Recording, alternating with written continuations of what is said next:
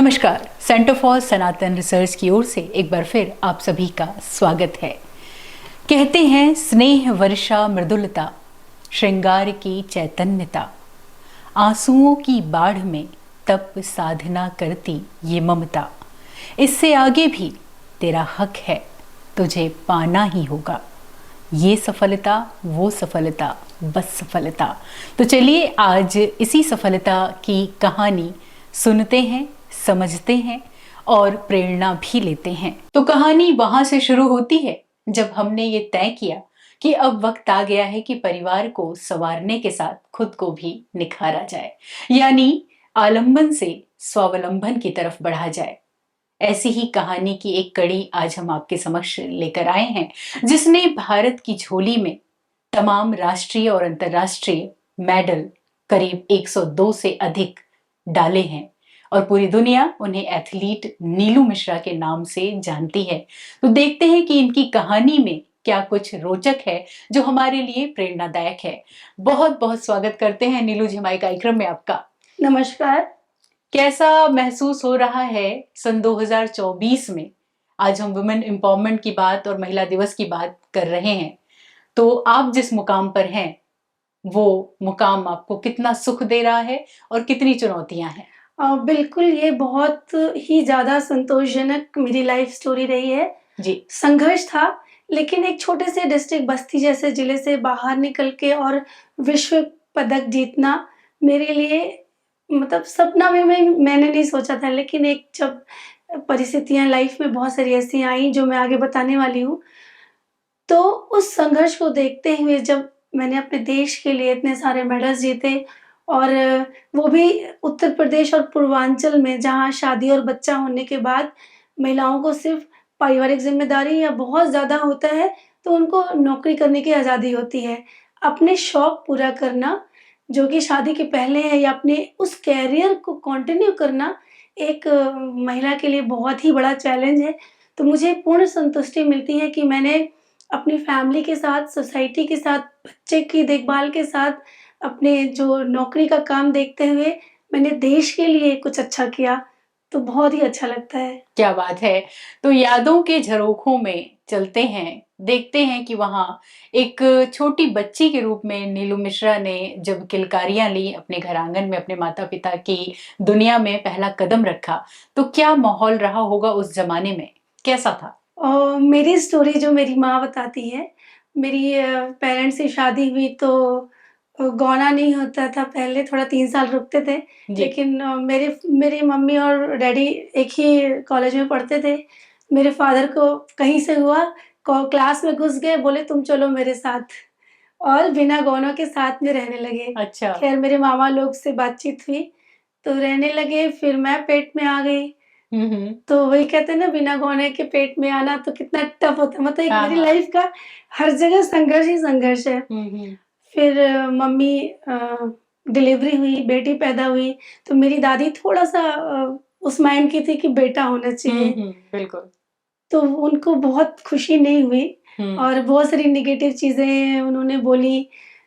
मेरी माँ का बहुत बड़ा इसमें रोल रहा है, और उन्होंने मतलब वो प्रेग्नेंट थी तो बताती हैं कि मेरी दादी जितना, जैसे पुरानी दादियाँ लोग होती थी, पुरानी सास, मारना-पीटना सब कुछ लेकर के बहुत टॉन्ट कसना। हाँ, बेटी के जन्म के बाद कि मतलब ताने और तुम उलाहने। शादी मतलब होने के पहले पेट में तुम्हारा बच्चा आ गया, तो वो बहुत बड़ी बात थी। ये हम्म। 72 की बात है, हाँ तो सब मतलब लोग पचा नहीं पाते थे इस हाँ तरह हाँ। की चीज़ों को। लेकिन मेरी माँ ने बहुत अच्छे से देखभाल की, और मैं जब पैदा हुई तो मैं नानी के घर चली गई, और जब मम्मी का गौना हुआ तो उस डोली में मैं बैठी हुई थी। तो मेरी लाइफ में बहुत एक्साइटमेंट वाली चीज़ है कि शुरू से ही कुछ ना कुछ बदलाव, मतलब पेट में आने से लेकर के कुछ नया-नया चीज़ मेरी लाइफ में होता रहा। और शुरू माँ ने जैसे बताया कि शुरू से बहुत एक्टिव थी, लेकिन जब मेरा जो स्पोर्ट्स में आने का मन किया, हम्म। आपने देखा होगा 1982 में, यानी कि मैं जब 8-9 साल की थी तो एशियाड हुआ था, और पीटी उषा जी ने बहुत सारे मेडल इंडिया के लिए जीते थे। तो रेडियो में चारों तरफ चर्चा होती थी, तो मैंने भी पता किया कि आखिर ये है कौन? लगा कि एक ऐसी खिलाड़ी है जो देश के लिए कर रही है और पूरे देश सम्मान दे रहे हैं। उस बात को सुन के मेरे अंदर फीलिंग आई कि मैं भी कुछ ऐसा काम करूँगी कि मुझे भी हमारे देश की बेटियाँ एक आइडियल के रूप में माने। क्या बात है! तो यानी कि उड़न परी पीटी उषा जी को देख करके ये प्रेरणा आपको मिली और आज आपको देख करके न जाने कितनी ही बच्चियाँ प्रेरणा ले रही हैं। तो जब एक लड़की बड़ी होती है, युवती की ओर बढ़ती है, तो उसके अलग शौक होते हैं, श्रृंगार होता है और सजने-संवरने का मन करता है। ऐसे में एक अलग विषय रहा जो है स्पोर्ट्स में आना, तो कब ये आपने मन बना लिया कि नहीं सजने-संवरने से आगे हट करके जो है लीक से हट करके हमें ऐसा कुछ करना है, सिर्फ पीटी उषा जी की प्रेरणा से ही या कुछ और भी घटनाएँ इसकी ज़िम्मेदार हैं? अ, बिल्कुल, सजना-संवरने का तो कभी शौक ऐसा नहीं रहा। हुँ, हुँ। शादी के बाद जो मैंने किया वो एक परंपरा है उसको निभाया। मैं छोटी थी तो क्लास 6-7 में लोगों को खेलते हुए देख के तो मेरा भी मन करता था जाने का। हुँ, हुँ। तो बहुत छोटी हाइट थी क्योंकि बहुत कम एज में मम्मी ने पढ़ाना शुरू कर दिया और तेज़ थी तो फटाफट क्लास आगे बढ़ती हुँ, गई, हुँ। तो मुझे भगा दिया जाता था। हुँ, हुँ। तो मेरी फ्रेंड थी एनी उरुसा फ़ज़ल, मैं मुस्लिम स्कूल में क्लास 12 तक पढ़ी लेकिन वो मुस्लिम स्कूल का बिल्कुल माहौल नहीं था, वो कॉन्वेंट से भी ज़्यादा अच्छा वहाँ पे अच्छा। था। हुँ, हुँ। तो हम लोग क्या करते थे कि जो बंक पीरियड होते थे या जानबूझ के ऐसी कोई गलती करते थे कि हम लोग को सज़ा मिले और क्लास के बाहर किया जाए हुँ, हुँ। और वहाँ जाकर के कुछ नहीं करते थे। वहाँ स्कूल से एक वो हाफ पैंट बरमूडा टाइप का मिला हुँ, था, हुँ। तो शौक था कि ये पहन कर के और दौड़ना खेलना है। हुँ, तो हुँ। हम दोनों फ्रेंड्स जा कर के हम लोग लॉन्ग जंप करते थे। तो क्लास से बाहर निकला गया कि पीरियड खत्म होने के हाँ, पहले हाँ। वापस आके खड़े हो जाते हुँ, थे। हुँ। तो ये शौक मतलब एक जैसे दिल से जो क्या कहते हैं जो सपना पूरा करना हो तो वो बंक पीरियड में करते थे या इंटरवल होता था, हुँ, हुँ। लड़कियाँ खेलती थी, बातें करती थी, खाना खाती थी। हम लोग पिट पे चले जाते थे कि लंबी कूद, ऊँची कूद करना है। तो एक शुरुआत यहाँ से हुई और पहला जो कॉम्पिटिशन मेरा था, मैं क्लास 9th में मैंने अ, हर्डल रेस में पार्टिसिपेट किया। तो एनी मुझे पहली बार वो टीम में लेकर के आई तो मेरा हौसला बढ़ा और जब हुँ, मैं हुँ। टीम में आई तो सारे गेम में मुझे रखने लगे हुँ, लोग हुँ। क्योंकि बहुत एक्टिव थी। तो पहली बार मैं हर्डल में गिर गई थी। हुँ, मैं हुँ। रेस जीत नहीं पाई तो मेरी माँ जो कि राष्ट्रपति पदक उनको मिला हुआ है, टीचर्स को हर 5 साल वो खुद प्रिंसिपल थी, हुँ, हुँ। जूनियर हाई स्कूल में गवर्नमेंट टीचर थी। तो उनकी बहुत सारी प्रेरणा मेरी लाइफ में बहुत काम आई और वो एक साए की तरह हर जगह मेरे साथ थी। तो उन्होंने ये कहा कि बेटा देखो आज तुम गिरी हो, लेकिन दोबारा जब रेस करोगी तो इस गिरने के सबक को तुम याद रखोगी और दोबारा फिर नहीं गिरोगी, क्या बात सँभल है! के चलोगी। क्या तो बात है! उनकी ये लाइन मुझे बहुत प्रेरणा दी और उसके बाद मैंने क्लास 12 तक करीब स्टेट लेवल पे खेला। मेरे फ़ादर थोड़ा शुरुआत में उनको लगता था कि ब्राह्मण फैमिली से हैं, छोटा डिस्ट्रिक्ट है और खेलेगी तो काली हो जाएगी, कोई अच्छे घर में शादी नहीं हुँ, करेगा। हुँ। उनका मन था कि 12 के बाद शादी कर दो और ये चली जाए ससुराल। लेकिन मदर का रोल बहुत ही सपोर्टिव था। और खेल में बिल्कुल नहीं, वो चाहते थे कि कोई क्लास 1 ऑफ़िसर बने या फिर मॉडलिंग के फ़ील्ड में उस हुँ, फ़िल्मी हुँ। दुनिया में मैं जाऊँ।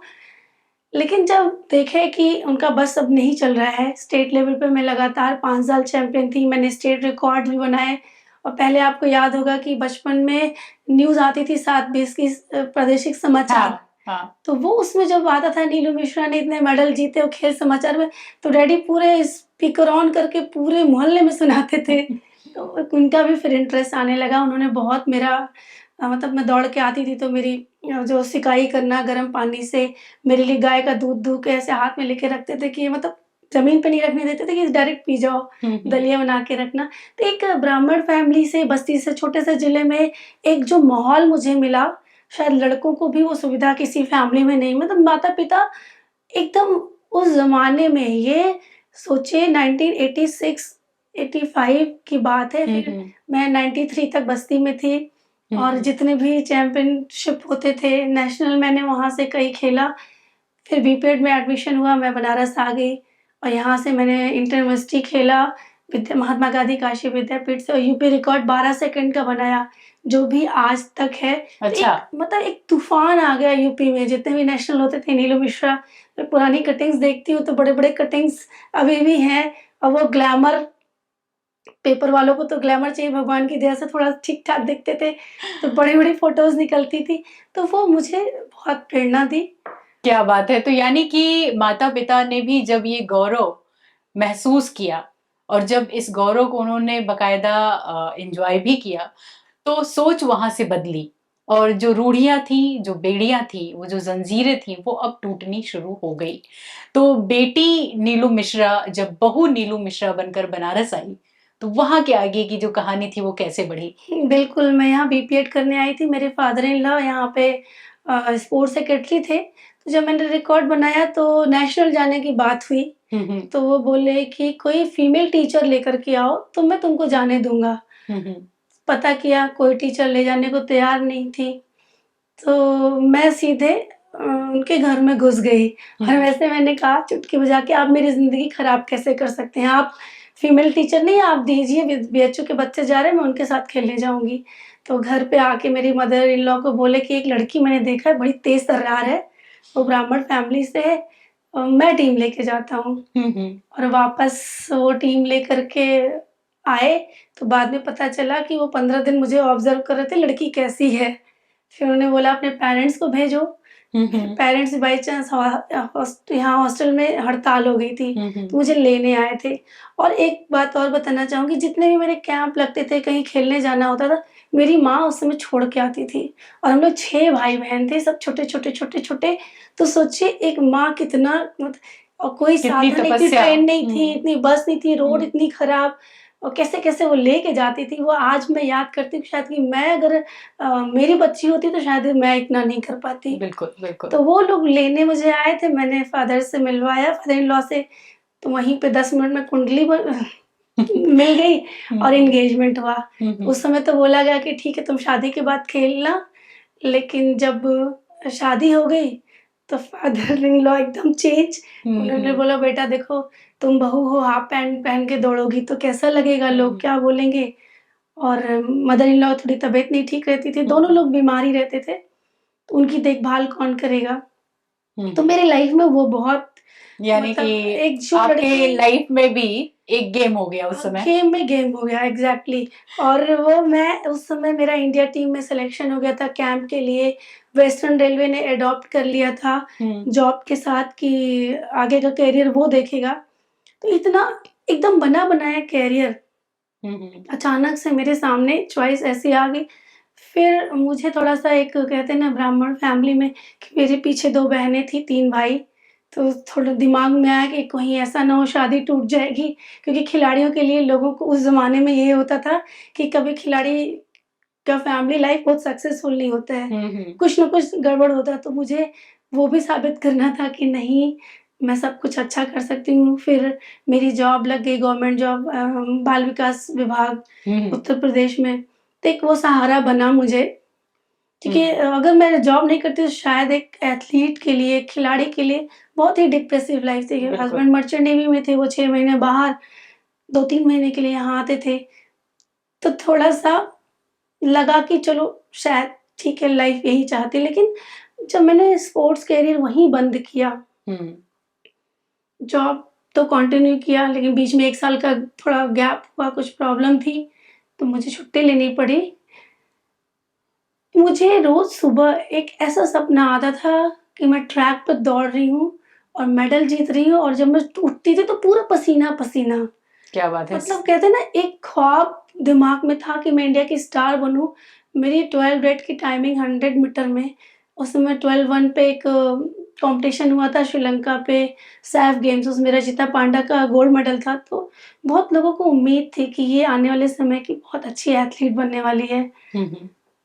तो थोड़ा-सा माइंड में एक बात बैठ गई और वो जो सपना मुझे रोज़ परेशान करता था। हस्बैंड से हम बोलते थे, सुबह-सुबह तो मज़ाक उड़ाते थे कि अब भूल जाओ, कुछ ऐसा नहीं होने वाला है। लेकिन फिर एक बेटा मेरा हुआ 1997 में, उसके बाद 3 साल 4 साल तो सब कुछ बहुत अच्छा चलता है। मैं अपनी दुनिया में एक बहू वाली ज़िम्मेदारी, घर का सारा काम, नौकरी, बच्चा सँभालना, जो सास-ससुर की सेवा करना, खाना बना के देना, सबका टिफ़िन, जैसे एक ना हाउसवाइफ़ का जो रोल होता है, वो एक एथलीट हाफ पैंट पहन के दौड़ना और साथ में घूँघट में आ जाना, वो मैंने 7 साल किया। लेकिन 2001-2 में मुझे थोड़ा-सा एक मिसकैरेज हुआ, जिसके कारण मुझे 3 साल लगातार ब्लीडिंग हुआ। ये कहानी हम लोगों ने अक्सर सुनी है आपके बारे में कि एक ऐसा भी वक्त आया जब लगा कि दौड़ना तो छोड़ो, चलना भी दूभर हो गया है। ऐसे में खुद को दोबारा खड़ा करना और इतनी मजबूती से खड़ा करना कि आप आज न सिर्फ दौड़ रही हैं बल्कि और लड़कियों को दौड़ने के लिए प्रेरणा भी दे रही हैं। ये जो आपकी लाइफ का हिस्सा रहा, ये बहुत अहम हिस्सा है। ये जो चुनौती थी, ये जो संघर्ष था कि जब आपने ये जिद पाल ली कि नहीं, मुझे हारना नहीं है, वो रोचक प्रसंग आज अपने दर्शकों के लिए हम ये चाहेंगे एक बार बिल्कुल, फिर। ये उन महिलाओं के लिए भी प्रेरणा है, क्योंकि बाद में मुझे बहुत सारी ऐसी महिलाएं मिली जो 18-18 घंटे सोती थी, डिप्रेशन में थी। तो कैसे सोच बदलती है। जब मुझे ब्लीडिंग लगातार हुई और मैंने करीब 10-12 मैंने अबॉर्शन कराए कि ब्लड आता कहाँ से है, कोई डॉक्टर समझ नहीं पाते थे और हीमोग्लोबिन 4 पे आ गया, बेहोश हो जाते थे। फिर अचानक से एक दिन साँस फूलने लगी और हम चक्कर खा के गिर गए। तो हस्बैंड डॉक्टर पीआर सिन्हा के पास ले गए, तो उसमें मेरे हार्ट में झिल्ली बन गई थी और हार्ट में पूरा पानी चला गया था। तो उन्होंने 3-4 दिन ट्रीटमेंट दिया और उसके बाद से फिर उन्होंने नेफ्रो को रेफर कर दिया। तो डॉक्टर पीके राय सर के अंडर में, मतलब ये 2 डॉक्टर अगर नहीं मिलते, क्योंकि मैं उस समय किसी को नहीं जानती थी। बस डॉक्टर राजेंद्र पाठक सर हैं, उनके माध्यम से आगे बढ़ते गए। डॉक्टर्स को उन्होंने बताया, रिकमेंड किया। संजय मोहन पांडे सर का मतलब 190 और डेढ़ मतलब 120-30 ऐसे बीपी रहता था। 3 दिन तो ऐसे हाथ पे हस्बैंड हाथ लेके बैठे थे कि ये खत्म हो जाए, इसको मणिकर्णिका ले जाओ। तो उस पीरियड में डॉक्टर साहब के वहाँ जब संजय मोहन पांडे सर के वहाँ बेहोश हुए, तो उस समय उन्होंने पीआर सिन्हा के वहाँ भेजा। फिर पीके राय सर का ट्रीटमेंट जब चला, सारी जाँचें हुई, तो पता चला किडनी ऑलमोस्ट फेल्योर पे जा रही थी। उनका अभी भी पर्चा है, किडनी ऑलमोस्ट फेल्योर लिखा हुआ है। खैर उन्होंने बहुत अच्छे से 3 साल दवा की और उसके बाद से वो ब्लीडिंग वाला चक्कर चलता रहा उसी बीच में। फिर कुछ मेरी डॉक्टर थी, डॉक्टर रेनू थी, उनसे मैंने एक डीएनसी कराई। फिर थोड़ा कंट्रोल हुआ। फिर मुझे एक डॉक्टर होम्योपैथिक के डॉक्टर शालिग्राम त्रिपाठी वो मिले। फिर डॉक्टर नीलम मोहरी, इन दोनों के ट्रीटमेंट के बाद मेरा पीरियड जो ब्लीडिंग बंद हुई। और मज़े की बात है, जब कभी भी जाती हूँ होम्योपैथिक डॉक्टर के वहाँ, तो हार्ट का साइज़ बड़ा हुआ, किडनी ऑलमोस्ट काम नहीं करता था, उसके लीवर का साइज़ इतना बड़ा, पूरा बॉडी एकदम डैमेज और 90 किलो वज़न। 90 किलो 90 वजन। किलो वज़न। और जैसे मैं सोती थी तो बिस्तर पे ब्लीडिंग हो जाए, चलते थे तो ब्लड नीचे पैर के नीचे चला जाता था। उसमें घर के सारे काम भी करते थे। तो इस कष्ट, क्योंकि चारा भी नहीं था, हस्बैंड रहते, बच्चा छोटा था और जॉब छोड़ के बैठते, तो थोड़ा-सा था उस समय, बहुत फाइनेंशियली हम लोग बहुत स्ट्रॉन्ग नहीं थे, तो वो भी छोड़ नहीं सकते। उस हालात में मैं काम भी कर रही थी। फिर एक दिन शाम को ऐसे ही मेरे मन में आया, भगवान तो मुझे बहुत अच्छे से स्वस्थ पैदा किया। मेरे माँ-बाप ने शादी की तो मैं स्वस्थ थी, सब कुछ अच्छा था, कहीं न कहीं तो मैंने बिगाड़ा है। मैं दोबारा ट्रैक पे जाऊँगी।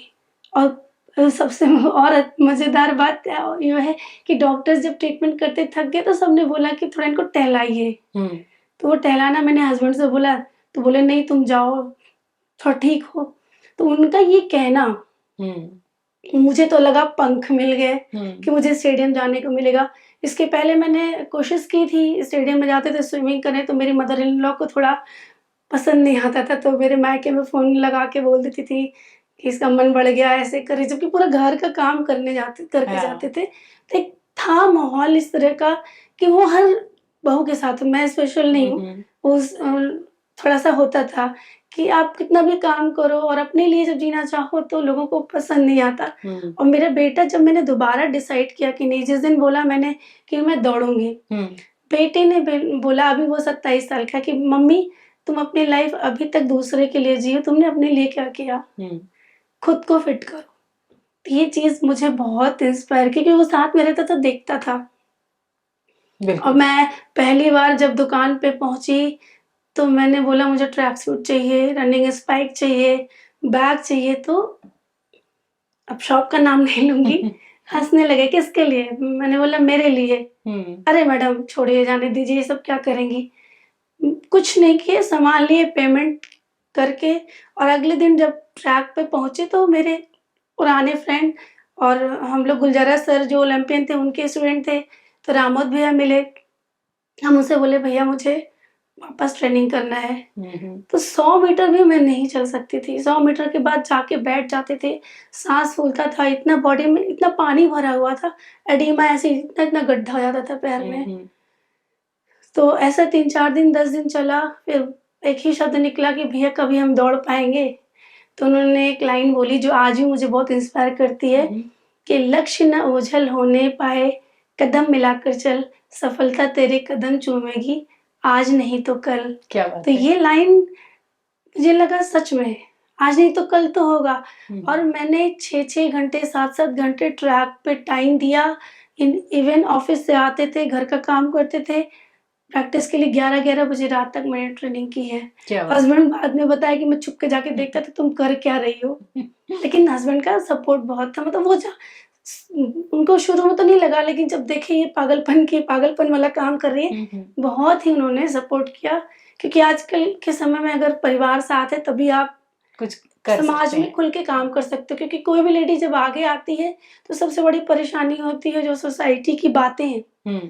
जब मैंने दौड़ना शुरू किया तो अच्छे-अच्छे डॉक्टर्स, जो सुबह वाला टहलने वाला ग्रुप था, मैंने खुद अपने कान से सुना कि अरे मोटे से मेहरारू देखा दौड़त ह। तो ये सब चीज़ें घर आते थे, हम चिल्ला के कभी-कभी रोने लगते थे। तो बेटा ये बोला कि मम्मी देखो हाथी चलता है और लोग भौंकते रहते हैं, तो इसलिए तुम अपने लक्ष्य पे ध्यान दो। फिर थोड़ा-सा जब देखे कि नहीं हम कर सकते हैं, तो सबसे पहले मैंने जितने भी इंडिया हम कुछ लोग बताए, स्टेडियम में ही स्टाफ है तिवारी जी और एक नागेंद्र भैया हैं, तो उन्होंने बताया सिविल सर्विसेज कॉम्पिटिशन होते हैं, मास्टर्स चैंपियनशिप होती है, नीलू तुम क्यों नहीं करती हो? और मैं उस बीमारी हालत में मैंने 100 मीटर की टाइमिंग दी 38 साल की एज में, तो 14 सेकंड। तो एक हमको लगा यार इतनी बीमार है तो हम इतना अच्छा टाइम दे रहे हैं तो क्यों नहीं, चलो फिट होते हैं। और मैंने 3 महीने में 30 किलो वज़न कम किया। 3 महीने में 30 किलो? 30 किलो, उसमें तो कुछ पानी भी था। क्योंकि डॉक्टर लोग के ट्रीटमेंट में डॉक्टर लोगों का बहुत सपोर्ट है और मेरे फ्रेंड मित्र लोग भी डॉक्टर्स थे तो उन्होंने भी बहुत सपोर्ट किया। तो जब एक तराशा हुआ शरीर, तो एक मोटी-सी नीलू और एकदम फिट 62 केजी वेट के साथ, और जब पहला नेशनल मैंने खेला तो उसमें मैंने 1 गोल्ड 1 सिल्वर लिया। उसके बिहाफ में 2009 में एक वर्ल्ड चैंपियनशिप थी फ़िनलैंड में, मेरा सिलेक्शन हुआ और मैंने इंडिया के लिए वहाँ ब्रॉन्ज़ मेडल जीता। तो ये 1 साल के अंदर ऐसा टर्न मेरी लाइफ़ में हुआ। ये आसान नहीं था करना, क्योंकि रिस्क भी था कि डॉक्टर लोग हड़काते थे कि तुम्हारा हार्ट अटैक भी हो सकता है, तुम मर सकती हो। तो एक चैलेंज था, मेरी हड्डियाँ एकदम ऑस्टियोपोरोसिस पोली-पोली हो गई थी कि ज़रा-सा डॉक्टर ने लिखा था कि सॉफ्ट हर सरफेस पे तुम वॉक करोगी, रनिंग नहीं। हार्ड पे जाने पे क्रैक हो सकते हैं। तो ये सब चीज़ें मैंने अच्छे से डाइट, अब खुद से अपना डाइट प्लान किए, खुद से अपना वर्कआउट प्लान किए और खुद से मेहनत करते थे एक जुनून के साथ। फिर जब शरीर स्वस्थ हुआ तो एक कहते हैं ना पंख लग गए। क्या बात है। तो पंख ऐसे लगे कि फिर उसके बाद जो नीलू मिश्रा ने दौड़ना शुरू किया तो आज तक उनके कदम रुके नहीं। जब इस संघर्ष से और इस स्वास्थ्य की चुनौती से आपने आगे जब ये तय कर लिया, मन बना लिया कि अब कुछ भी हो जाए दौड़ना तो है ही, तो उसके बाद से कितनी प्रतिस्पर्धाओं में आपने भाग लिया और अब तक कितने मेडल आपने भारत को नवाजे? और बिल्कुल जब मैं इंडिया के लिए मैंने मेडल जीता, उसके बाद से इंडिया का एशिया में एक अचानक से क्रांति आ गई कि बहुत सारे एथलीट टॉप लेवल पे थे, पुराने एथलीट अच्छे-अच्छे लेवल के, और 100 मीटर में 10-10 मीटर सब पीछे जा रहे हैं मुझसे। तो पूरे मतलब एक मेरी रेस देखने के लिए भीड़ लगती थी। नॉर्थ वाले भी सपोर्ट में रहते थे, साउथ वाले भी, नीलू। तो मतलब एक ऐसी दुनिया मुझे मिल गई जो एक कल्पना से परे। जो बिस्तर पे लेडी थी, बिस्तर से 38 साल की उम्र में उठ के और एक ट्रैक पे जाना, स्टेट लेवल भी नहीं, इंडिया लेवल भी नहीं, वर्ल्ड लेवल पे, एशिया लेवल पे, और 2010 में मुझे एज़ ए भारतीय महिला टीम की कप्तान के रूप में इंडिया को रिप्रेज़ेंट करने का मौका मिला। मलेशिया में एशियन चैंपियनशिप थी, वहाँ मैंने 4 गोल्ड और 1 ब्रॉन्ज़ जीते। तो 38 साल में आपने कमबैक किया। इस समय आपकी उम्र कितनी है? और अभी मैं 50 प्लस खेल रही हूँ। क्या बात है। 51 अभी एज है और मैंने 50 प्लस में भी इंडिया रिकॉर्ड बनाए हैं पिछले साल वुमेन्स नेशनल मास्टर्स चैंपियनशिप में, और अभी तक नेशनल इंटरनेशनल में 102 से ज़्यादा मेडल्स हैं। तो हर मेडल की एक कहानी है कि कि आप बनारस में अभी तो बहुत सारे ट्रैक्स हो गए हैं, बहुत सारी सुविधाएँ हो गई हैं। जब मेरे पास कुछ भी नहीं था, लोहे लक्कड़ वाला एक छोटा-सा जिम था, ग्रास हमारे ट्रैक थे कि जहाँ पे आप थोड़ा-सा भी टेढ़े-मेढ़े गए तो फ्रैक्चर, इवन मुझे 2012 में फ्रैक्चर भी हुआ ग्राउंड में, लेकिन उसके बाद भी मैंने डायनाप्लास्ट लगा के डॉक्टर से ट्रीटमेंट करके प्रैक्टिस करके एशिया के लिए मेडल जीता। तो एक जिद और जुनून, जैसे कहते हैं पागल हो जाना खेल के लिए। बीमारी भी है तो कोई चिंता नहीं, परेशानियाँ भी हैं तो कोई चिंता नहीं, लोग पीछे पड़े हैं कि कैसे खेलना छोड़ दें तो भी कोई चिंता नहीं। बस एक ही जुनून रहता था कि मुझे इंडिया के लिए मेडल जीतना है। तो अभी तक मैंने बहुत सारे एशियाड खेले और वर्ल्ड में मेडल जीता और नेशनल में बहुत सारे रिकॉर्ड्स बनाए, एशिया का भी रिकॉर्ड बनाया।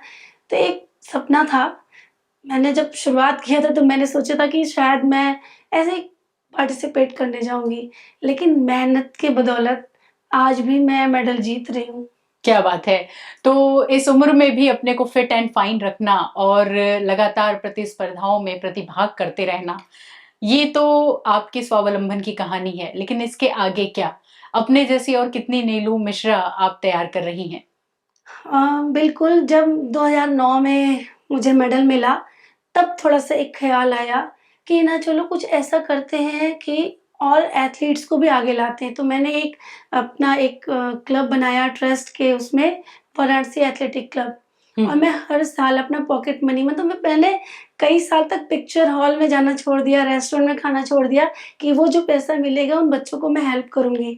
तो हर साल 50 बच्चों को मैं ट्रैक सूट देती थी। वो ऐसे बच्चे, क्योंकि बनारस में जब मैंने खेलना शुरू किया तो लेडीज़ को एकदम ट्रैक सूट का वो ट्रेंड नहीं था। सलवार कुर्ते और जूते में लोग टहलते थे, इवन चप्पल में भी।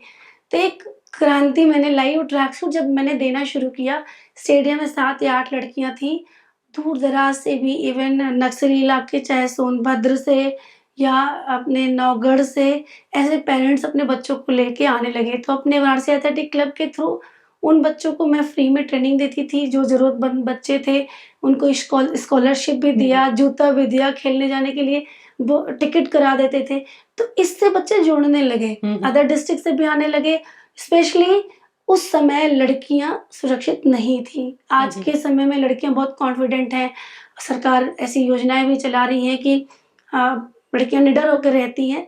पेरेंट्स स्पोर्ट्स में भेजने से कतराते थे। तो पेरेंट्स को काउंसिल करना ही मेरे लिए बहुत बड़ा चैलेंज था। कभी ऐसा भी हुआ कि कोई पेरेंट जो बिल्कुल तैयार नहीं थे किसी अपनी बच्ची को स्पोर्ट्स में भेजने के लिए, और नीलू मिश्रा की कहानी देखने के बाद उनके मन में ये प्रेरणा जगी कि नहीं, हमें भी अपनी बेटी को कोई ऐसा प्लेटफॉर्म देना है जो लीग से थोड़ा हटके हो? हाँ, बिल्कुल, 1-2 कहानियाँ हैं। एक तो जो नौगढ़ से एक लड़की आई थी, उसके पिताजी प्रधान थे और मेरे दरवाजे पे चढ़ गए कि आप मेरी लड़की को बिगाड़ रही हैं। तो मैंने उन्हें हाथ जोड़ा कि अंकल बस मेरे पर भरोसा करिए, अपनी बेटी को 2 साल दीजिए। और वो लड़की आज बीएसएफ में तैनात है और पंजाब में उसकी पोस्टिंग है। कभी-कभी पहाड़ों पे जाती है और वो वहाँ से वीडियो कॉल करके जय हिंद मैडम करती है। आज उनके पेरेंट्स भी बहुत खुश हैं। और दूसरी ऐसी कहानी, एक दूरदर्शन की स्टोरी बनी थी मेरी। तो एक मुस्लिम इलाके में एक बच्ची थी, वो खेलना चाहती थी, लेकिन पेरेंट्स मना करते थे। तो एक दिन मैं अपने ऑफिस से काम से गई तो मैंने उस बच्ची को ट्रैक सूट में देखा। मैंने पूछा तुम कैसे ट्रैक सूट पहन ली, पापा तो मना करते थे। तो उसने यही बताया कि मैम आपका इंटरव्यू आ रहा था और पापा देखे और रोने लग गए, और उससे प्रेरित होकर मुझे बोले कि नहीं तुम बिटिया खेलो, मैम कर सकती हैं, उनके गाइडेंस में तुम करो, तुम भी अच्छा करोगी। तो आज वो भी बिटिया नेशनल खेल रही है, अभी यंग है तो आगे करियर। तो ऐसे बहुत सारे ऐसे बच्चे थे, यानी चंदौली है डिस्ट्रिक्ट, वहाँ से लड़कियाँ आई। आज नवोदय स्कूल में एक लड़की टीचर है, एक पुलिस डिपार्टमेंट, मतलब 300 से ज़्यादा लड़कियाँ जो मेरे साथ जुड़ी थी, ट्रेनिंग कर रही थी, उनको मैंने इंस्पायर किया। कुछ पुलिस डिपार्टमेंट में हैं, कुछ टीचर बन चुकी हैं, स्पोर्ट्स टीचर बन गई हैं, सीआरपीएफ में है, बीएसएफ में। तो बड़ा अच्छा लगता है, आर्मी में भी बच्चियाँ जा रही हैं। क्या बात है। मतलब 2 साल पहले जब रिक्रूटमेंट आया था आर्मी का, तो पूर्वांचल से 15 लड़कियाँ थी, 15 में से 10 मेरी बच्चियाँ थी। बहुत तो बधाई, बहुत वो यही बधाई। बोलते थे कि नीलू मैम, मैं आपसे इंस्पायर होके मैंने ट्रेनिंग शुरू करी। अभी परसों एक लड़की थी, वो आसाम राइफल्स में अचानक से मिली, नीलू मैम मैं आसाम राइफल्स से मेरी पोस्टिंग हो गई, एकदम बॉय कट के। तो ऐसे बच्चे वो जब मिलते हैं, इवन लड़कियाँ ही नहीं, लड़के लड़के भी भटकते थे, तो उनको भी मैं समझाती थी। इवन कोच का भी सपोर्ट नहीं मिलता था, तो साइड से उनको सपोर्ट करना। तो वो कुछ कस्टम में है, कुछ वही सीआरपीएफ में है, तो सब अलग-अलग जब आते हैं ना, तो बड़ा सुकून मिलता है कि मेरे साथ-साथ और भी बच्चे हैं मेरे साथ। क्या बात है। तो यानी कि जब खुद के लिए एक प्लेटफॉर्म निर्धारित कर लिया, तो अब बात शुरू होती है वहां से परमार्थ की, समाज को कुछ वापस करने की। क्योंकि खुद के हिस्से का जब पा लिया, तो अब वापस भी तो करना होगा। तो वापसी भी हुई, और बहुत सारे लोगों के लिए प्रेरणा के साथ साथ आपने बहुत सारे बच्चियों को सहयोग भी किया कि आप कुछ कर सकते हैं बेहतर अपनी जिंदगी सिर्फ में। बिल्कुल, सिर्फ बच्चियाँ ही नहीं, हम्म। बहुत सारी ऐसी सोसाइटीज़ हैं जो कि मुझसे जुड़ी। जी। जैसे कि आप ले सकते हो deaf society, deaf and dumb बच्चे हैं, करीब 40 से 50 बच्चे हैं, जो हर साल नेशनल खेलने जाते हैं, स्टेट चैंपियन भी होके आते हैं, नेशनल मेडल लेके आते हैं। यानी कि वो बच्चे जो सुन नहीं ना सकते हैं और जो बोल ना नहीं सुन सकते। सकते हैं, ना बोल सकते हैं, उनको मैं ट्रेनिंग देती हूँ। वो मेरे मतलब मेरे लाइफ का बहुत डिफ़िकल्ट क्या पार्ट है, बात है। और मेरा ट्रांसलेटर रहता है उनको ट्रेनिंग कराना, और बहुत बच्चे मानते हैं। फिर उसके बाद ट्रांसजेंडर सोसाइटी, उनके जो यंग बच्चे अभी आ रहे हैं, तो उनको भी मैं अपने साथ जोड़ी हुई हूँ। उनमें से बहुत सारे बच्चे स्पोर्ट्स भी कर रहे हैं, बहुत सारे बच्चे कल्चरल एक्टिविटीज़ में भी जा रहे हैं, कुछ सीए का काम कर रहे हैं, कोई भरतनाट्यम। और उसके बाद मैंने एक कॉम्पिटिशन कराया था 2014 में, सुपर मोमो पूर्वांचल। ये उन महिलाओं के लिए जो घर में हाउसवाइफ हैं, पर्दे में हैं, बट जैसे मेरी शादी के बाद मेरा सपना पूरा नहीं हुआ, तो हर किसी को नीलू मिश्रा जैसा चांस नहीं मिलता, तो ऐसी जी। महिलाओं के लिए मैंने किया। उसमें से बहुत सारी महिलाएँ जो भी मॉडलिंग कर रही हैं, सिंगिंग के फील्ड में ज़्यादा हैं, पिक्चर में भी काम कर रही हैं, और बिज़नेस वुमन बन चुकी हैं। कोई ब्यूटीशियन अच्छा कर रहा है, कोई नेल आर्ट में अच्छा कर रहा है। तो एक सुकून मिलता है कि उन महिलाओं के माध्यम से अब वो महिलाएँ अपना ग्रुप बना-बना के 100-100 200-200 आगे बढ़ रही हैं। और मैं जो कुपोषित बच्चे हैं उनको, उनके लिए भी काम करती हूँ, क्योंकि बचपन से जब बच्चों का हेल्थ केयर अच्छा होगा, तो वो बच्चे बड़े होकर के अच्छे खिलाड़ी बनेंगे, अच्छे प्लेयर बनेंगे। ऐसे बच्चों को मैंने बचाया है जो एकदम जिनको डॉक्टर बोलते थे ये बचेगा नहीं, मरेगा। तो अपनी तरफ से कुछ फंड इकट्ठा करके पर्सनल उनका ट्रीटमेंट कराते थे, उनको डाइट का व्यवस्था करते थे। आज वो बच्चियाँ अभी खेल रही हैं, कुछ बच्चियाँ हैंडबॉल में खेल के नेशनल बड़ी हो गई हैं, 12-13 साल की। तो बड़ा ये मतलब लगता है कि जो मुझे नहीं मिला, क्योंकि जो उस समय संसाधन थे, हम लोग पीटी शूज़ में मैंने यूपी रिकॉर्ड बनाया, हम लोगों ने नेशनल खेला। आज के समय में बच्चों में क्या हो रहा है कि सारी सुविधाएँ हैं, बट बच्चों में जुनून नहीं है। तो वो सब मैं उन बच्चों को देती आई हूँ। इवन जो हमारी मास्टर्स चैंपियनशिप होती है, मेरे साथ 95 साल के बुज़ुर्ग अंकल लोग भी जुड़े हैं, 80 साल, 75 साल के। इवन जो महिलाएँ शादी 30 साल से लेकर के 100 साल तक की भी महिलाएँ जुड़ी हैं, और मैं उनको इंस्पायर करती हूँ, स्पेशली 60 प्लस की लेडीज़ को खेल में ले जाना, उनको नेशनल खिलाना। तो बनारस में तो बहुत सारे ऐसे बुज़ुर्ग हैं जो खेत के मेड़ पे दौड़ते हैं और मुझसे जुड़े हुए हैं। ये कहते हैं, मिश्रा जी आप ही की कृपा है कि हम क्या लोग बात है, अपने शौक बहुत पूरा सुंदर। कर रहे हैं।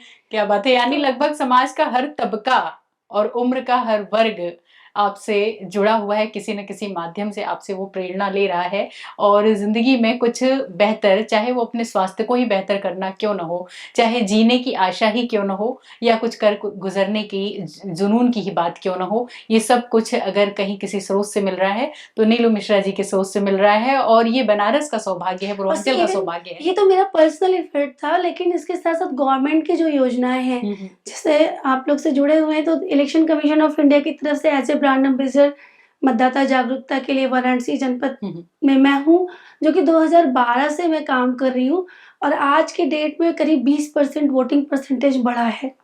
और यूथ के लिए मतलब ये जैसे नशा है वोटिंग अवेयरनेस का। हर साल जब चुनाव आता है, तो मेरे अंदर एक अलग एनर्जी तो आ अभी जाती भी है। चुनाव का माहौल आ चुका है अपने देश में। बिल्कुल। तो अब जो चुनाव का माहौल है, आप चूंकि ब्रांड एम्बेसडर भी हैं, तो इसको ले करके क्या लगता है कि जो युवा पीढ़ी और स्पेशली जो महिलाएं हैं, उनका रुझान अब कैसा है, वो कैसा सोचती हैं, कैसा चाहती हैं कि देश हो और देश के नेता हो? बिल्कुल, एक वक़्त था जब हम लोग अवेयरनेस करते थे तो लड़कियों के लिए स्पेशली शादी के पहले कहा जाता था कि तुम शादी हो जाएगी तब तुम जाना वोट देने। हुँ, हुँ। और जब शादी हो जाती थी तो परिवार वाले कहते थे तुम बहू हो, तुम वोट देने जाओगी तो गाँव वाले क्या बोलेंगे? हुँ, हुँ।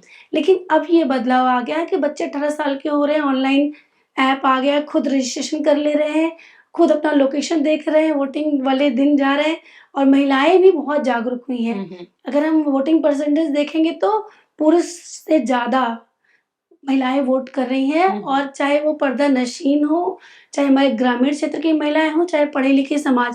लेकिन अभी भी कहीं न कहीं पढ़ा-लिखा समाज पीछे रह जाता है। हुँ, हुँ। वो निश्चिंत रहता है कि लोग वोट दे रहे हैं, लेकिन पढ़े-लिखे होकर के भी अपने आप को चेंज करना होगा कि वो एक दिन हमारे 5 साल के लिए बहुत महत्वपूर्ण होता है, अपने देश की सरकार चुनते हैं। तो इस कार्यक्रम के माध्यम से हम यही कहना चाहेंगे कि अभी तक जो लोग वोटर नहीं बने हैं, वो अपने आप को रजिस्टर्ड करा लें हुँ, वोटर हुँ। हेल्पलाइन के माध्यम से और मतदान वाले दिन वोटर हेल्पलाइन से अपनी मतदाता पर्ची निकाल के स्क्रीनशॉट रख लें, हुँ, हुँ। वोटर आईडी नंबर डालने पे।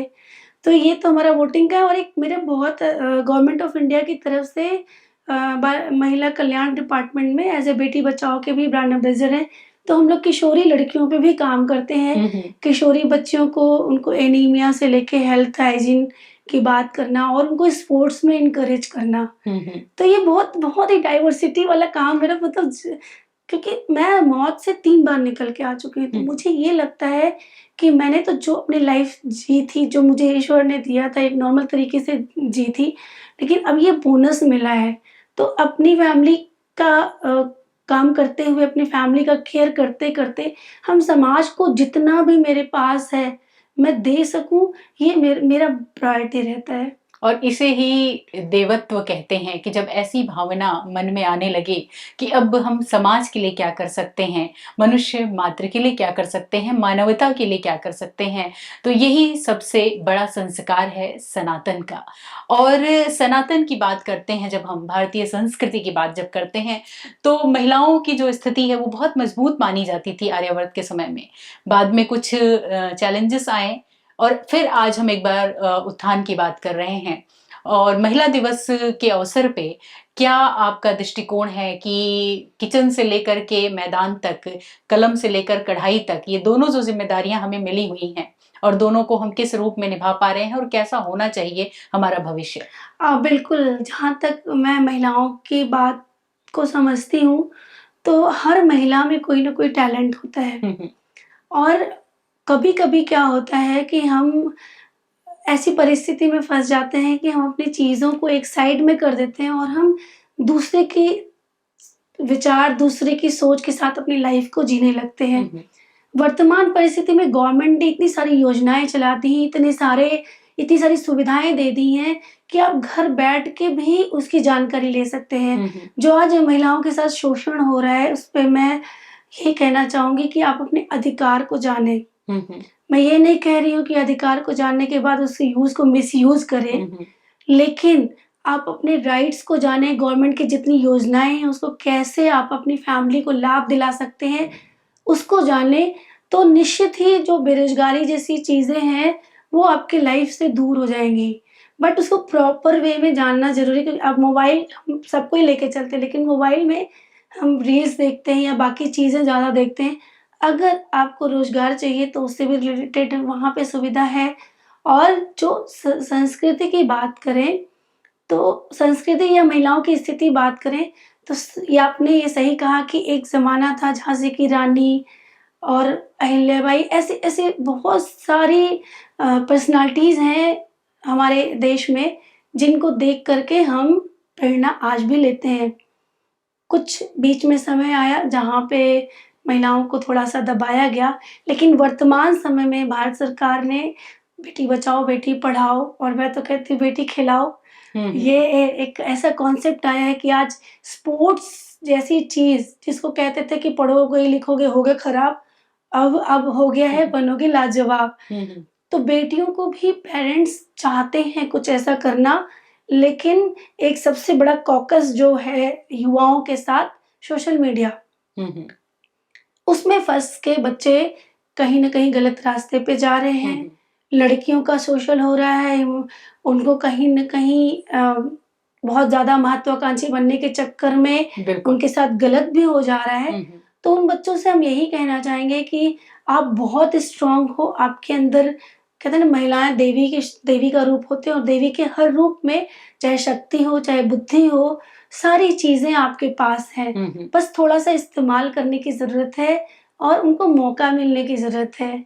और बिल्कुल। सही जगह पे आप अगर जाते हैं, तो कुछ भी काम करने के पहले अपने परिवार के बारे में सोचें और क्या करने जा रहे हैं, तो उसके बारे में सोचें, विचारें, उसका पूरी रिसर्च करें। जैसे मैंने टाइमिंग की बात की, हर जगह टाइम निकाल के पूरे घर में मैंने चिपका दिया। तो एक रिसर्च मैंने किया कि ये करियर अगर मैंने चुना है, तो इसके फ़ायदे क्या होंगे, नुकसान क्या होंगे, उस पे जाएँ। और दूसरा, जो बच्चे ना कभी-कभी लड़की चाहे लड़के-लड़कियाँ आजकल डिप्रेशन में जाके सुसाइड कर ले रहे हैं। हाँ। तो कभी ऐसा नहीं होता कि हमेशा हार मिलेगी। हम बहुत बड़े सपने सोच लेते हैं कि मुझे डायरेक्ट सीधे पहाड़ पे चढ़ना है। तो ऐसा बहुत कम लोगों के साथ होता है। कहते हैं, मैं थोड़ा स्पिरिचुअल भी जुड़ी हूँ, तो कहते हैं ना, पुराने कर्म भी आपको अपनी मेहनत के जीवन पे साथ-साथ असर डालते भाग्य हैं। हाँ। भाग्य लेकर के आते हैं। तो वो कर्म भी हमारे ऐसे होने चाहिए कि आपके भाग्य को आगे बढ़ाएँ। तो जब बहुत बड़ा टारगेट आप एक साथ नहीं पूरा कर सकते, तो छोटे-छोटे टारगेट को पहाड़ बनाना चाहिए। आप छोटी सीढ़ी चढ़ोगे, district level, state mandal level, state level, India level, then you can achieve all over world. तो ऐसे ही जब एग्ज़ाम में हम बैठते हैं, तो कभी अच्छे नंबर नहीं आते। ऐसे मेरा कभी-कभी इंडिया रिकॉर्ड बनता है, तो कभी रेस से फाउल भी हो जाते हैं, कभी गोल्ड आता है, तो कभी सिल्वर, कभी ब्रॉन्ज़। तो ऐसी स्थिति में हमेशा अपने मिस्टेक्स को डायरी में ज़रूर लिखना चाहिए कि मैंने कौन-सी गलती करी थी, उस गलती पे काम। मेरे लाइफ़ का जो अचीवमेंट का मुख्य जो कारण है, वो यही है कि अगर किसी रेस में मैंने अच्छी टाइमिंग नहीं दी या अच्छा परफ़ॉर्मेंस, उसको डायरी में ज़रूर नोट करें और उस पे वर्क करें। तो आप जो अच्छा कर रहे हो, वो तो आपके साथ है ही, जो अच्छा नहीं हुआ, वो और डबल अच्छा हो जाएगा। तो हमेशा मेहनत, ईमानदारी, अपने कार्य के प्रति एकदम कहते हैं निष्ठा। निष्ठा और जुनून, हेल्दी डाइट, टाइम मैनेजमेंट, ये सब ऐसी चीज़ें हैं जो आपको आज के समय में सरकार की जो सुविधाएँ दे रही है, उसके साथ आपको भी एफ़र्ट करने से, सरकार की सुविधा देने से आपको बहुत बड़े उपलब्धि नहीं मिलने वाली है। आपको भी उतना ही एफ़र्ट करना है। क्या बात है। तो इसके साथ-साथ जो माता-पिता हैं, जो समाज के लोग हैं, जो बेटियों को अभी भी ये मान के चलते हैं कि ये लज्जा है, मर्यादा है, परंपरा है, संस्कार है, संस्कृति है। लेकिन इसके आगे क्या? इसके आगे क्या और उनका क्या सहयोग होना चाहिए? सिर्फ़ एकेडमिक्स में ही वो अपना करियर बनाएँ, कुछ सीमित क्षेत्रों में ही वो जाएँ। इस सोच से बाहर निकलने के लिए आप क्या उन्हें मशवरा देंगी? क्या आपका संदेश है उनके लिए? बिल्कुल, आज के ज़माने में बात करें बेटियों की, तो बेटियाँ आसमान पे हैं, ट्रेन चला रही हैं, आर्मी में हैं। इस बार का 26 जनवरी का अगर परेड देखा जाए, तो हमारे देश का परेड सिर्फ़ महिलाओं को समर्पित था। और वो परेड देखने के बाद लग रहा था कि ये मातृशक्ति कहीं न कहीं पुरुषों के बराबर कंधे से कंधा मिला के अब चल रही है। तो कभी भी बेटियों को कमज़ोर नहीं समझना चाहिए। और बहुत सारे ऐसे माता-पिता आज भी हैं कि बेटा-बेटी में फ़र्क समझते हैं। चाहे उनके खाने की बात की जाए, चाहे उनको एजुकेशन की सुविधाएँ देने की बात की जाए, चाहे उनको घर से बाहर निकलने की बात की जाए, तो हम थोड़ा-सा अपने आप को बदलें और बेटियों के साथ-साथ बेटों को भी बदलने की ज़रूरत है। क्योंकि आप हम बराबरी की बात कर रहे जी, हैं, तो बिल्कुल। माता-पिता और पेरेंट्स ही एक ऐसा माध्यम है कि अच्छे संस्कार, अच्छी बातें, अच्छी सोच, अच्छे विचार अपने बेटों में भी डालें। कि तभी ये कहते हैं, विश्व गुरु बनने के लिए ये सोच लाना ज़रूरी है और दोनों को इक्वलिटी, जेंडर जेंडर इक्वलिटी लाने के लिए ये हमारी सोच को इसलिए बदलना होगा, क्योंकि जब बेटियाँ सुरक्षित रहेंगी, तभी आपका परिवार सुरक्षित रहेगा। और कहते हैं ना कि एक बेटी को शिक्षित करो तो पूरा परिवार शिक्षित होता है। तो सिर्फ़ शिक्षित ही नहीं करना है, उसको सुरक्षित भी करना है। जी। तो सुरक्षा हम समाज के लोग ही बेटियों को देंगे, इस पे भी काम करना है। जी, तो नीलू मिश्रा जी को जिनको अभी हम देख और सुन रहे हैं, तो ऐसा लग रहा है कि जीवन की जो दौड़ है और जीवन की जो बाधाएँ हैं, उसके साथ-साथ हम मैदान की बाधा दौड़ भी जीत सकते हैं और ऐसी रेस में आगे चलते हुए ही कभी किसी मोड़ पे खुद से मुलाकात हो जाती है। यानी हमारे अंदर कितना साहस है, कितनी योग्यता है, कितनी क्षमता है, इसे जानने के लिए घर की चारदीवारी से बाहर निकल कर के खुद को, अपनी एक अलग पहचान देनी ही होगी। तो जब बात स्पोर्ट्स की होती है तो जो पूर्वांचल है या अपना उत्तर प्रदेश है और इसके साथ साथ अन्य भी स्टेट्स हैं, आपका दौरा लगभग भारत के सारे प्रांतों में रहा खेल को लेकर के, विदेशों में भी रहा, पड़ोसी देशों में भी रहा।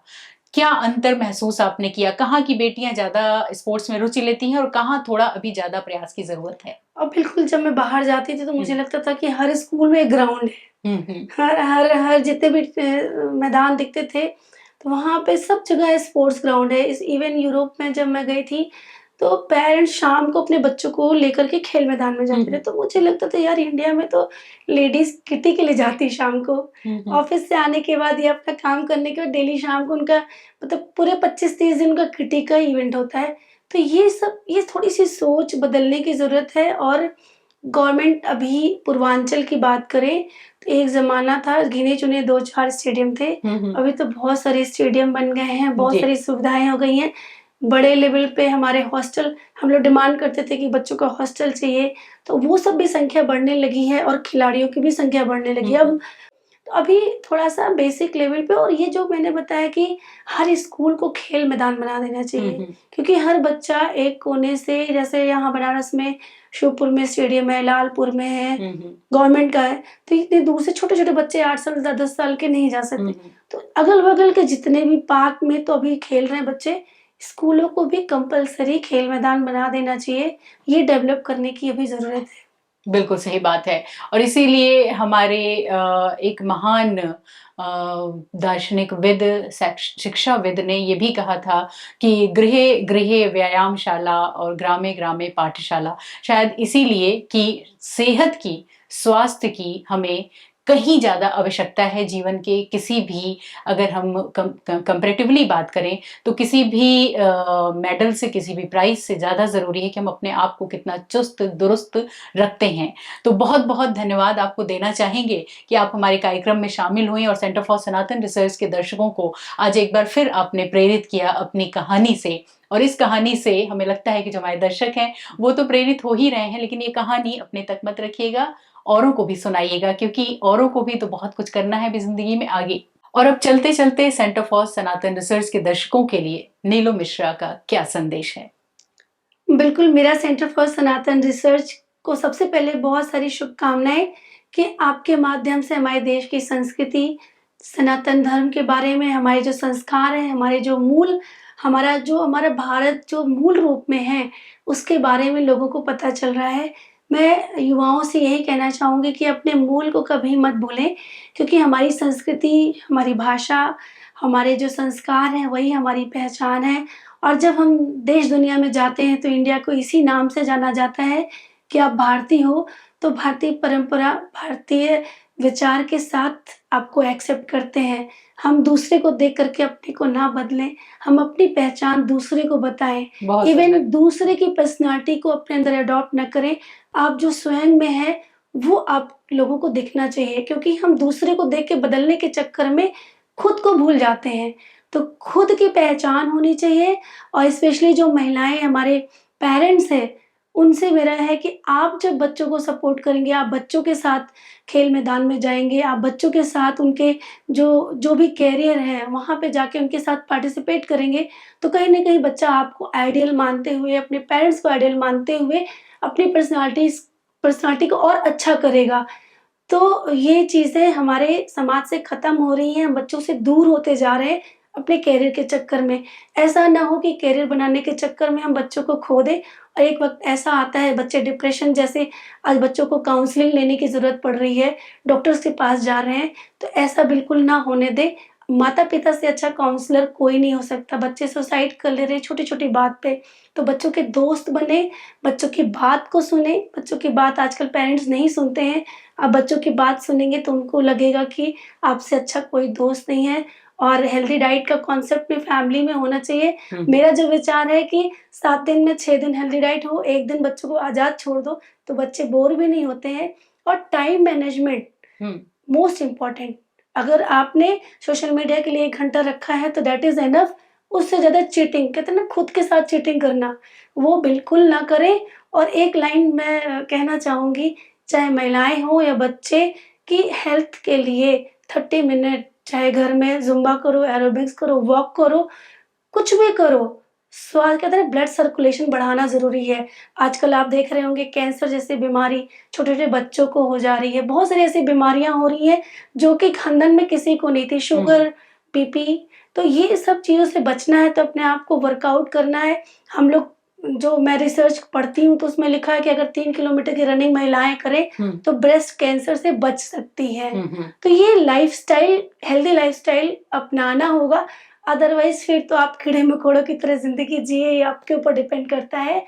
और एक लाइन है जो मुझे अ, हमेशा लगता है कि अपने लक्ष्य को कैसे पूरा करना है कि लक्ष्य ना ओझल होने पाए, कदम मिलाकर चल, सफलता तेरे कदम चूमेगी, आज नहीं तो कल। क्या हमेशा बात है। पॉजिटिव रहें और स्वस्थ रहें। और जब आप कहते हैं ना, फिट हैं तो हिट हैं। हिट तभी होंगे जब फिट होंगे। क्या थैंक बात यू। है। बहुत बहुत धन्यवाद एथलीट नीलू मिश्रा को, जिन्होंने भारत को गौरव दिलाया कई सारे खिताब और मेडल के साथ में। तो समझ तो आप गए ही कि जो नारी की दास्तान है वो आसान तो नहीं है, लेकिन हाँ, हमारे वजूद को कोई कम आंक सके, इतना आसान भी नहीं है हमारा वजूद। और इसी के साथ एक शायरा ने बहुत खूब कहा, दिल के बहलाने का सामान न समझा जाए, मुझको अब इतना भी आसान न समझा जाए, मैं भी बेटों की तरह जीने का हक मांगती हूँ, इसको गद्दारी का ऐलान न समझा जाए। सेंटर फॉर सनातन रिसर्च की ओर से आज के लिए इतना ही। मिलेंगे एक विशेष कार्यक्रम के साथ, एक विशेष विषय के साथ आपसे फिर। तब तक के लिए अनुमति दीजिए। नमस्कार।